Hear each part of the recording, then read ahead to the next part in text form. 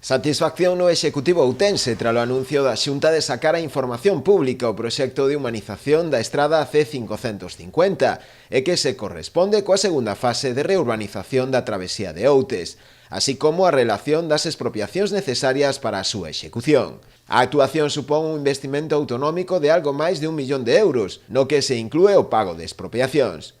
O prazo para a presentación de alegacións estará aberto dende hoxe ata o vindeiro 27 de marzo. É un proxecto, que agardábamos dende hai moito tempo e nós o que esperamos é que sirva para humanizar unha das principais vías, como digo, da nosa vila, para facer da nosa vila un lugar máis atractivo e máis agradable para vivir, en definitiva, non? Nós agora, evidentemente, o que queremos é estudar tamén o proxecto, xa que está a información pública, un proxecto que executa a Xunta de Galicia, que ascende vai a máis de 1 millón de euros. Queremos estudalo, queremos ver que efectivamente se é unha humanización que encadre no noso plan, no plan que temos de humanización e de mellora da Vila da Serra. En ese sentido estamos facendo nós outras actuacións con fondos municipais tamén en esa vía e polo demais tamén procurar e traballar para que se execute o antes posible.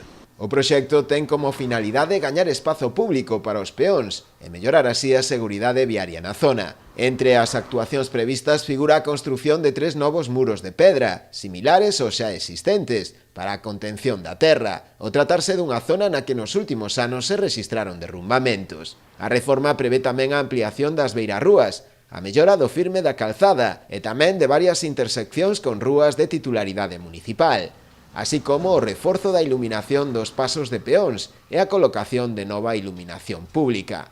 A obra virá a dar continuidade á reurbanización realizada xa no ano 2017 pola Axencia Galega de Infraestructuras, cun investimento de máis de 670.000 euros.